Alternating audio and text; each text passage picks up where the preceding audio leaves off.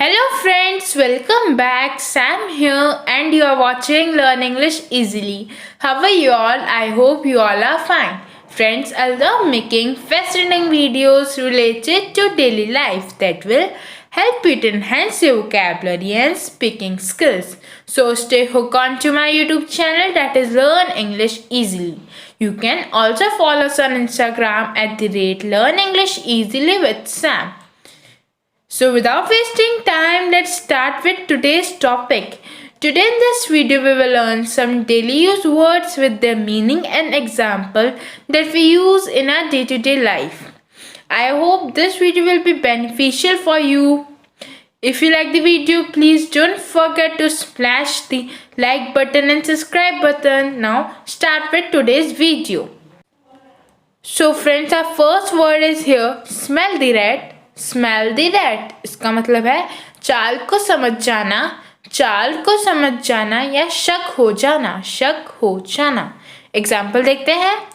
When I saw them drinking coffee while sitting in the cafe, I smelled the rat. When I saw them drinking coffee while sitting in the cafe, I smelled the rat. इसको हम हिंदी में इस वे से बोलेंगे, जब मैंने उन्हें cafe में बैठे हुए कॉफ़ी पीते हुए देखा तो मुझे उन पर शक हो गया। जब मैंने उन्हें कैफे में बैठे हुए कॉफ़ी पीते हुए देखा तो मुझे उन पर शक हो गया। यहाँ पे हम किसी को बता रहे हैं कि आपने किसी को कैफे में कुछ कॉफ़ी पीते हुए देखा और आपको उन पर शक हो गया, तो आप ये सेंटेंस यूज़ कर सकते हैं उस सिचुएशन में। नेक्स्ट एग्जाम्पल है, When I asked her for having food, she said she didn't feel like having food. I smelled the rat that she was not in a good mood.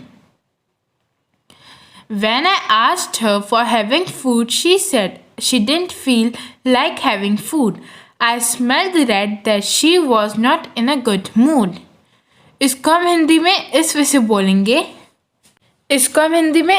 से बोलेंगे, जब मैंने उससे खाना खाने के लिए पूछा तो उसने कहा मेरा खाना खाने का मन नहीं है, तो मुझे शक हो गया कि वह अच्छे मूड में नहीं है।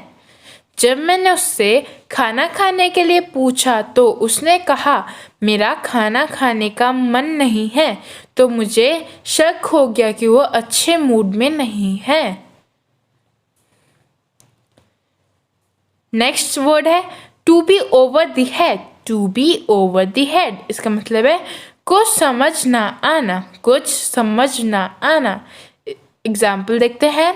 Sometimes your talks are over my head.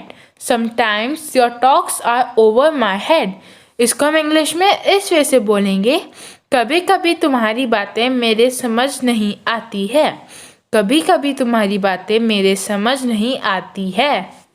यहाँ पे हम किसी को बोल के बता रहे हैं कि कभी कभी मुझे तुम्हारी बातें समझ नहीं आती। नेक्स्ट एग्जाम्पल देखते हैं। I have no idea what to tell, it's over my head. I have no idea what to tell, it's over my head इसको हम हिंदी में इस वे से बोलेंगे, मुझे कोई अंदाज़ा नहीं है कि मैं क्या बोलूँ, ये मेरे समझ नहीं आ रहा है। मुझे कोई अंदाज़ा नहीं है कि मैं क्या बोलूँ, ये मेरे समझ नहीं आ रहे हैं। यहाँ पे हम अपने बारे में सोच रहे हैं। नेक्स्ट है keep your shirt on.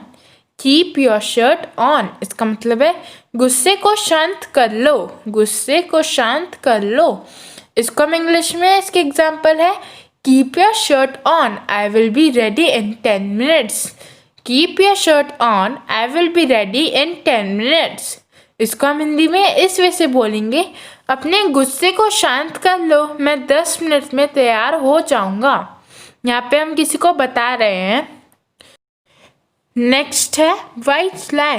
White लाई इसका मतलब है सफ़ेद झूठ। एग्जाम्पल देखते हैं। You told a white lie when you said she is looking gorgeous। You told a white lie when you said she is looking gorgeous। इसको हम हिंदी में इस वे से बोलेंगे, तुमने एक सफ़ेद झूठ बोला जब तुमने कहा वो बहुत मनमोहक लग रही है। तुमने एक सफ़ेद झूठ बोला जब तुमने कहा वह बहुत मनमोहक लग रही है। नेक्स्ट है go to the mat. Go to the mat इसका मीनिंग है किसी की लड़ाई में घुस जाना, किसी की लड़ाई में घुस जाना। एग्जाम्पल देखते हैं। I can go to the mat for him because he helped me a lot in the past. I can go to the mat for him because he helped me a lot in the past. इसको हम हिंदी में इस वे से बोलेंगे, उसने मेरी पहले बहुत मदद की थी इसलिए मैं उसकी मदद के लिए किसी भी लड़ाई में घुस सकता हूँ।